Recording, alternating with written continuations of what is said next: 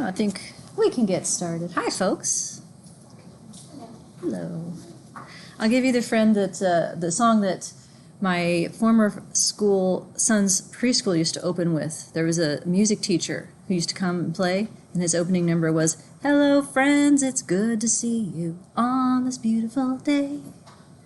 There, I'll just say that to you. Hello, friends. It's good to see you. Thanks for coming back. I'll keep saying that the rest of the semester.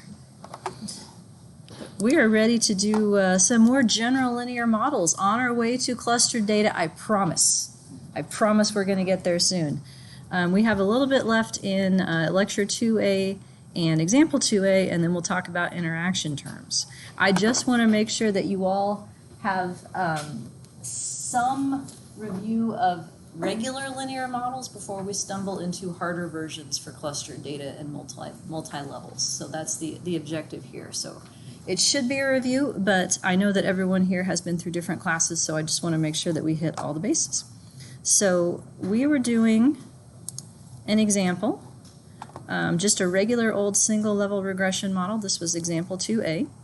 550 fake older adults predicting cognition as an outcome. Just to review where we've been so far, starting with an empty model. What does empty mean? No predictors. It tells us how much variance there is to be explained. In single level data, we don't necessarily need to do that because we already know how much variance a variable has. In multi-level data, it will be the first step, so I wanted to get you used to thinking about that. We have, that gives us two parameters, the fixed intercept, which is the grand mean, and the total variance of our outcome, which is 120 here. Then we added in three predictors that the model is treating as continuous. So two of them truly are quantitative variables, age in exact years and grip strength, and the other one is binary. So you can think of this as categorical or continuous because there's only one difference between 0 and 1. I'm treating it as continuous with a dummy code for convenience. So this is, let's see, what page are we on? This is page 4. If I look at the SAS code here, just to remind you the format, model, cognition is the outcome, equals your predictors.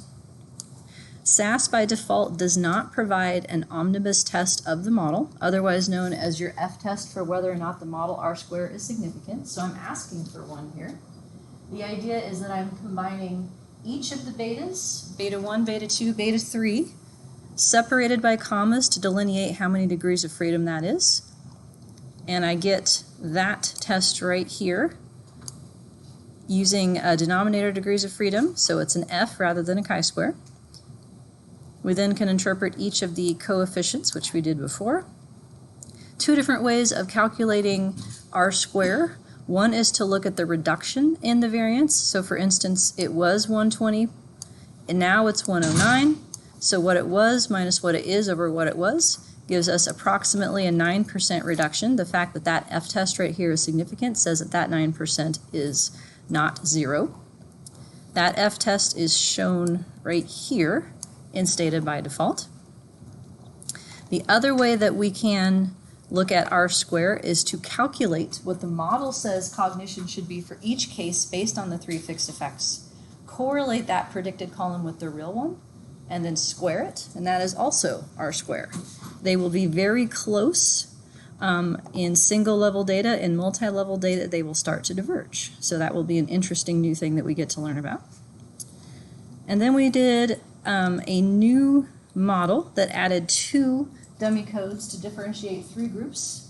Dementia none is our reference versus people who will eventually have dementia in this study, dementia future, or people who already have it, dementia current.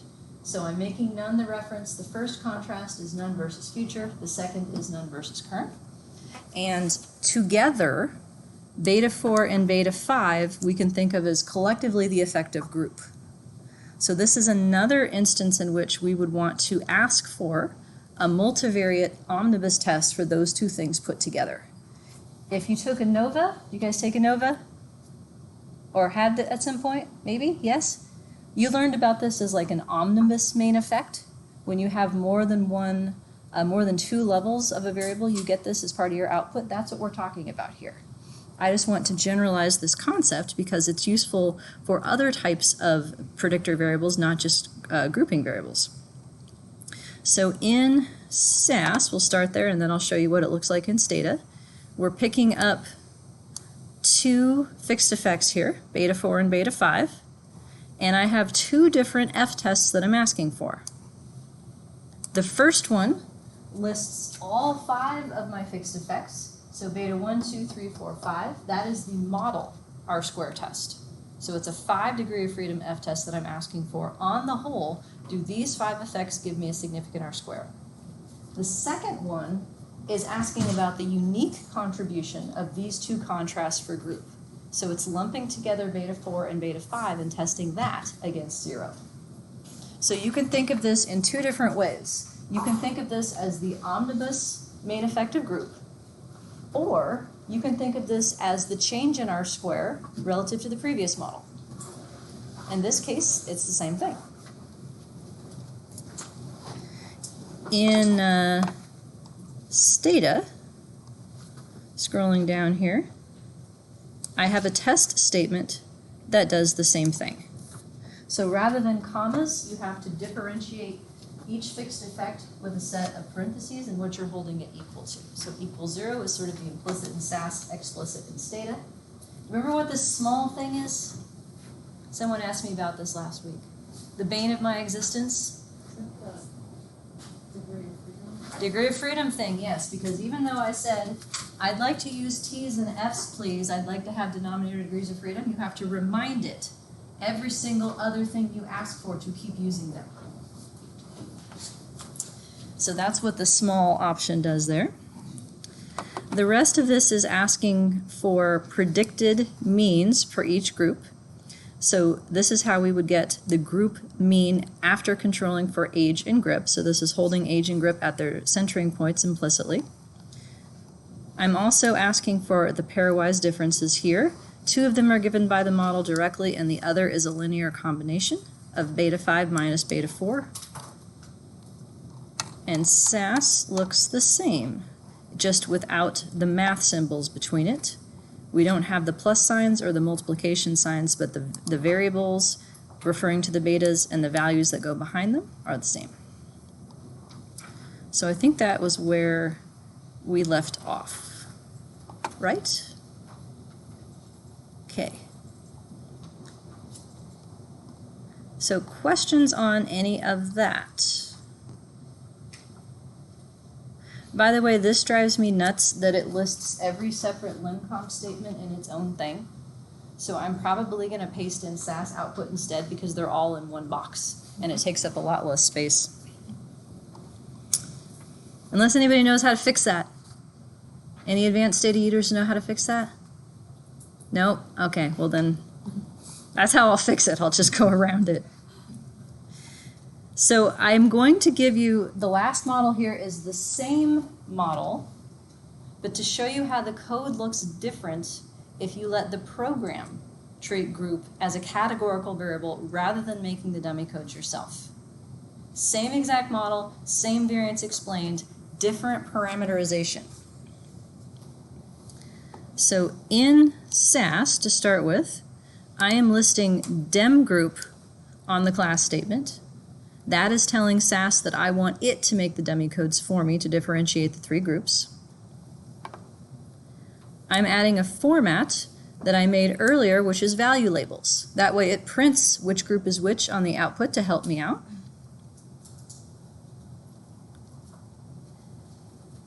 And then in the list of predictors, rather than listing the 2 separate contrasts, I have this dem group. So the only way that I know how many fixed effects this actually is going to be is based on my data. It knows that if I have 3 groups, I need 2 new fixed effects. If I had 4 groups, I would need, if I had 4 groups, how many new fixed effects have I added? 3, yeah. And so that's what these numbers are referring to, is which groups am I trying to compare?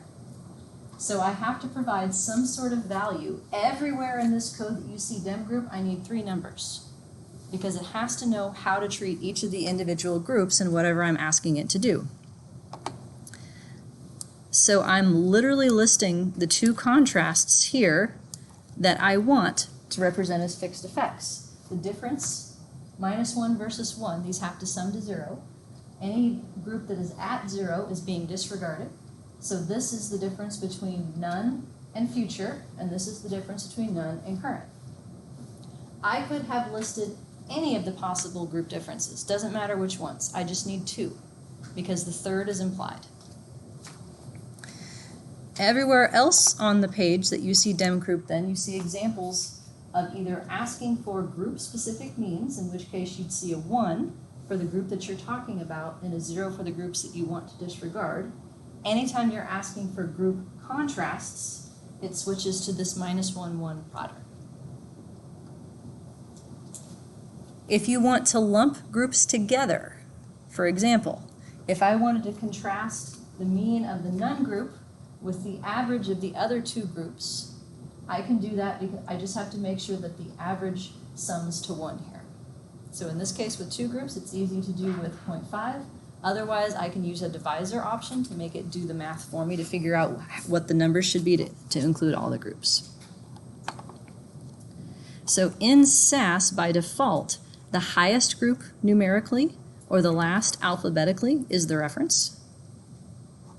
So that shows up here as the implicit 0. So when you see this, don't panic.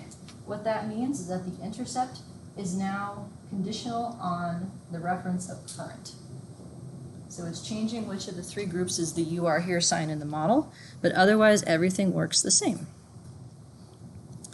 One nice feature is that the multivariate Wald test of all the group contrasts, the thing that we had to ask for manually last time, shows up by default in SAS whenever you use the class statement.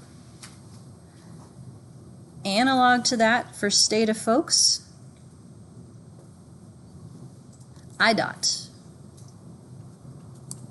So I'm changing the reference group in the Stata code to be the last group to be consistent with the SAS output, but you can make it whatever group you want. The analog to showing a value for each of the possible groups anywhere you see it in the code is to replace it with a reference to which group you're talking about.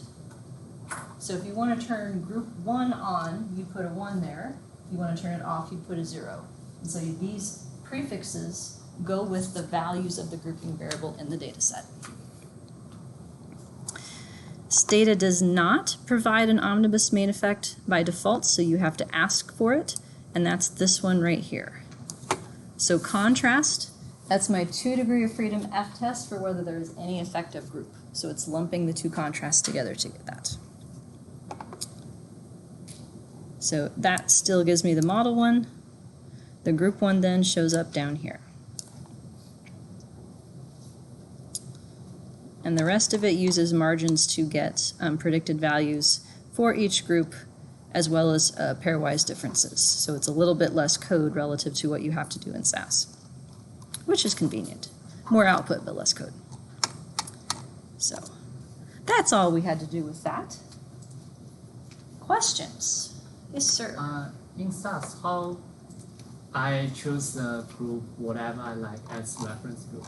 So it's The easiest way to do it is to recode your variable to Okay. put them last. okay.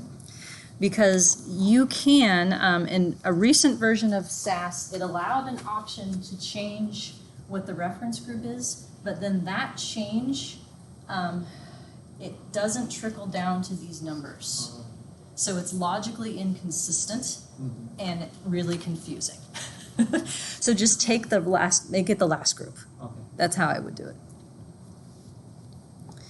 In practice, you may not actually care to look at this solution for fixed effects and instead just focus on the additional output that you're requesting with estimates, because then everything is nice and labeled for you. By the way, folks, you will see me do this a lot. So for instance, this table right here, this first line, if the none group is the reference, the model already gave that to me, right? It's the other ones that I would need. Likewise, the model already gives me the reference group versus the 2 alternative groups. And so there's a sense in which some of these lines are unnecessary to write. However, this is my trail of breadcrumbs for later. Because rather than trying to piece together all of the effects that you want to report across all the tables of output, I find it easier just to write them out. That way I don't have to figure out 6 months from now what I meant by my model. You know how it is, right? You're like in the zone, like you're working on something, like you send it out for review, and like 12 months later it comes back and you're like, I did that?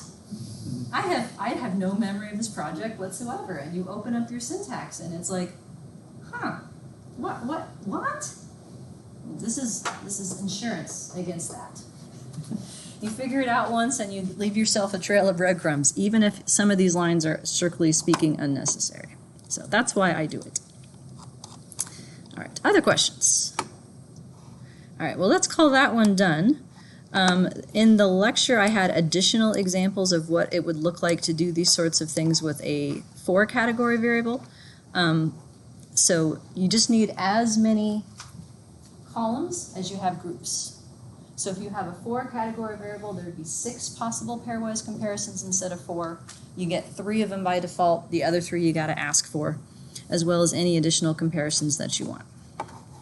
So, are we good with that?